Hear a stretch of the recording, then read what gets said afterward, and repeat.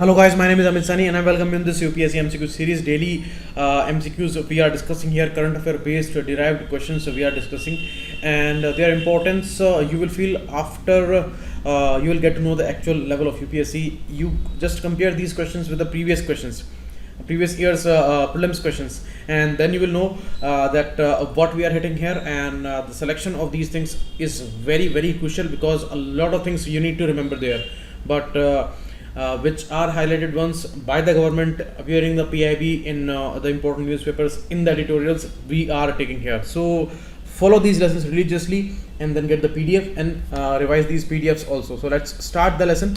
And this Pocket News app is trending on the Google Play. You can download that. These important courses by StudyIQ, you can get the description there below the video, and you can call on these numbers. Chat section is available at this website's address. All these courses you can inquire about, and the PDF you will get here on this particular Facebook group that I have created, and you will also get the Telegram's link there. So that is accessible, and you can follow me on Instagram too. So in all these sources you can get the PDFs. Question is regarding Helena and Namika. What is Helena and Namika? In defense sector, the biggest clue I have given to you. It is a aircraft? No. It is a submarine? No. It is a guided bombs? No. It's an anti-tank missile. Whenever you see the word anti-tank missile, you just click on the Nag missile, because Nag missile is the most sophisticated one and it's an indigenous one. DRDO has developed Nag missile, and Helena and Namika, these are important variants of it. So Helena related to helicopter, Namika Nag missile carrier, so Namika. So I will show you the picture there, you will totally understand that. You can see Namika, it's a carrier, and this is the Nag missile. And now the third generation they are checking there, it's a guided missile, and that is why it's a sophisticated one. You can see the sensor which is deployed there on the end of it. And Helena, helicopter launched Nag land version, and man portable Nag air launched versions, and this Namika. So 5 important variants are there for Nag missile, and Nag is a anti-tank missile developed by DRDO. Remember that. Next, Albendazole, a very famous medicine. It's a medicine actually, so C is wrong. So is it an antibiotic or a antiviral medicine? It is none of them, because it is actually given for deworming. Means worms, sometimes kids get worms, they eat soil with their hands, so these worms, they grow in their stomach. You must have heard about the giardiasis, the ascariasis, and tapeworms and all. So they get these infections, and these are living inside the bodies in these stomach and these digestive canals, like these parasites. So D, none is the answer. Albendazole, a famous drug given for this. It is also called albendazole, and it's for parasitic worm infestations. Giardiasis, trichuriasis, filariasis, and neurocysticercosis, hydrated disease, pinworm disease, ascariasis, all are soil transmitted helminths, and these are called worm diseases. Means these are worms in your intestine. So a single dose of albendazole is administered, and you say it's a very famous one. WHO recommends that. WHO says that 241 million kids in India are at risk of parasitic intestinal worms. These are called STH, soil transmitted helminths, because these are the under the groups of helminths. Okay. Next, solar charkha mission. Charkha means it's a weaving. Weaving means textile, cotton.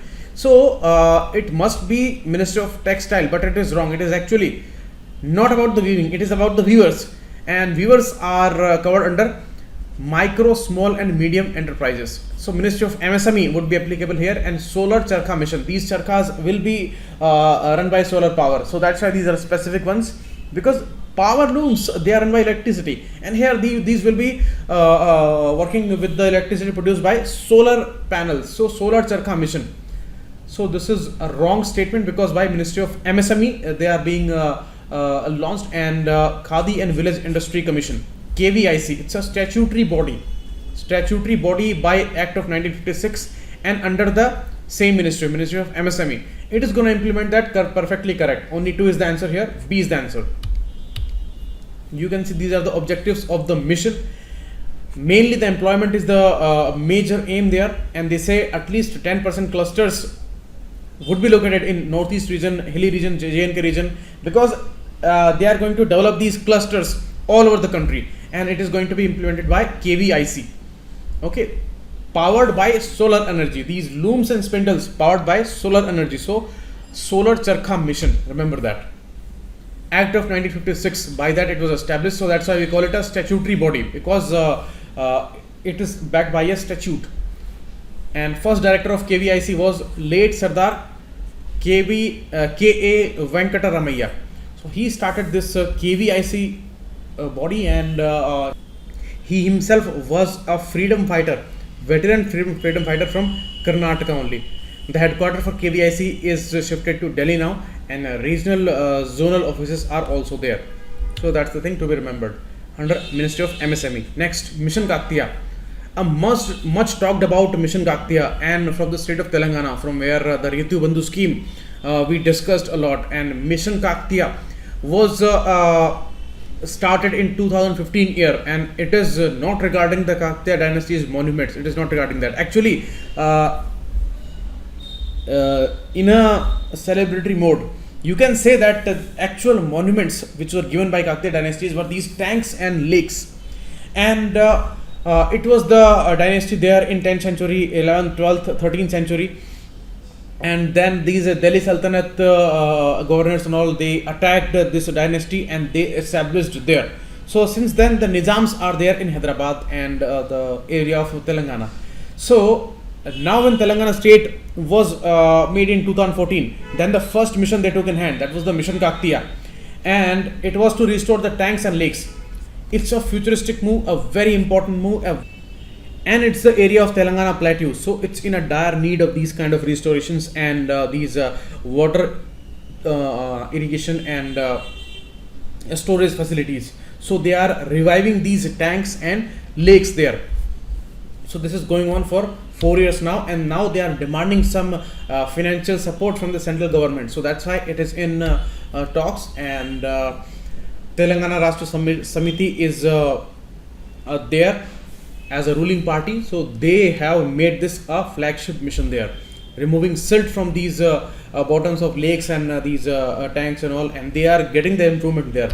More migratory birds are coming, and more storage is available now because desilting is going on, so more space would be available, and a life of dignity they are targeting for the next generations, because the biggest problem would be faced by the next generation which will be there in the future, because they will not have the drinking water. And why? Because we exploited everything. So that's why it's a very important move. And by the side of it, sustainable hydraulic model is being discussed for Hyderabad city, and it's a futuristic move. A lot of research is going on in this area, and it is being hailed as one of the best schemes in the modern times. Kaktiya dynasty was there in South India. Capital was Orugallu, which is now called as Warangal. So Warangal is there in Telangana, and that's important. Next, we know 44 labor laws were there, and now they are being codified. So how many codes they are giving to us? You see, these are 4 codes actually, not 6. These are 4 codes. So you have to eliminate 2 here, or maybe you need to select that which one are included in these 4. So 44 labor laws into 4 wage codes, labor codes, LCs, because wage code is one of them. So wage bill was there, that is approved by the cabinet. Second, code of occupation safety and health and working conditions, that is also cleared by the cabinet. So these 2 are correct. Third, industrial relations and social security, these are not approved yet, but these are among the rest of 2 codes. So 1, 2, 3, 4 is the correct option, because these 2 are not the specific name of these codes. Only 4 codes are there. So D is the answer. These are integrated into these 4 only. Okay. So answer is D, and you can see wages bill and occupational safety, health, working conditions, these are cleared, and industrial relations and social security, these are very controversial one, and a lot of discussion is needed. So a lot of protests and demands are also going on regarding these 2. So we need to see in which way they are going to be executed, but these 2 are announced. You see, in wages bill, that is the most important one. They talked about a statutory national minimum wage, and in states they cannot give minimum wage below than that. That's for sure. So that they ensured in this wage code. And second, regarding their occupational safety, health working, all they are discussing, and other two are waiting for the notes.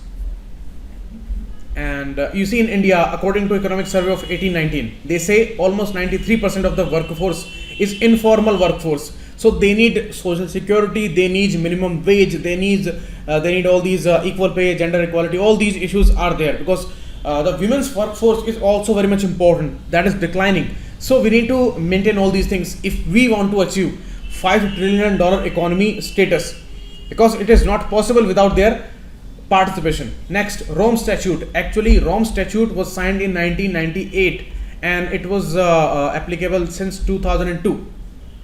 But recently, ICJ, we have discussed Kulbhushan Jadhav's case, and ICJ has given its verdict. But Rome Statute does not talk about the ICJ. It actually talks about the ICC, International Criminal Court. So this is wrong. Rome Statute is regarding International Criminal Court. India is not a party to the Rome Statute. That is to be remembered here, because we are discussing some parallel conventions there and some confusions are there with similar definitions. So that's why we have not signed it yet. So India is not a party. Second is wrong. Third, there is a genocide convention and that defines the genocide issue, and that is the first human rights treaty that was adopted by General Assembly, UNGA, United Nations General Assembly. So in 1948 they adopted it, but India has signed it, India has ratified it. Okay, sign and ratify both we have done, but the issue is that we have not brought up any domestic law for this application. So this responsibility we are ignoring for a long period of time, and many cases are going on in this country which are in these definitions, because 4 definitions are given by Rome Statute, like crime against humanity, genocide, war crimes, and all these things. So we are not very much clear about them, and we have not added them into our criminal law. So that's the biggest problem. So 3 is also wrong. D, none is the answer here. Okay, you can see this was the judgment in the State versus Sajan Kumar case, and it's a very embarrassing thing for a democratic country like India. Crime against humanity and genocide, their definitions are not being made part of India's criminal law. That's a problematic thing, and many cases are there in the modern times, like a mass killing of 6 in 84 and these Mumbai riots case, Odisha Kandhamal case, in Uttar Pradesh Muzaffarnagar riots, where today we got the verdict that out of 42, 41 are absolved of their crimes. They are going to walk free. So who killed these people? No one.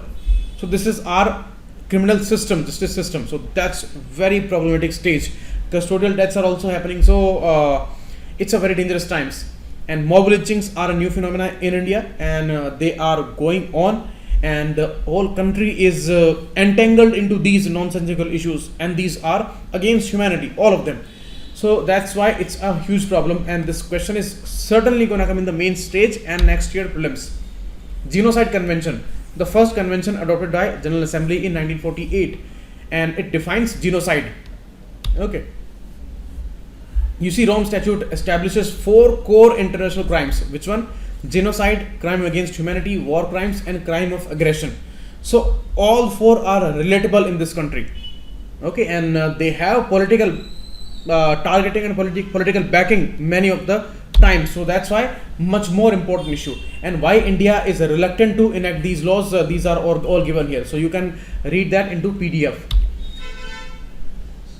India objected to the definition of CAH, crime against humanity, because some confusions were there with some other conventions. So that's why it's a problem. And you see, again, the definition is a problem for India, because they say that the systematic use of force and all these kind of things are problematic, because they are to be proven, and much more proofing would be needed for that. So bringing a law is a very difficult thing in these cases. So that's the case, but we have not brought a law regarding that. That's really embarrassing for a democratic country. Next, zero-based natural farming. This issue is discussed in this year's economic survey. Very important issue. What it means? It does not mean a farming by private players or corporate farming. This is wrong. Not by food processing industry. This is also wrong. And you see, forest dwellers, they have their own unique methods. Many tribes, they have their own unique methods, and they do not have anything to do with the budget also. But it is not the zero budget natural farming. This is wrong. So D9 is the answer. What it is about? It is actually about back to basics. Means without using any credit, means any loan, without spending any money, and without spending anything on the purchased inputs like the manure and these tractors and all, without anything, zero budget, you do natural farming as we were doing for centuries. So this way Subhas Palekar has shown us a model in Karnataka, and he says that these things are possible, and he talks about some issues here, and he says that it's a climate friendly issue, no use, total elimination of chemical pesticides, and soil organic matter and fertility would be used here.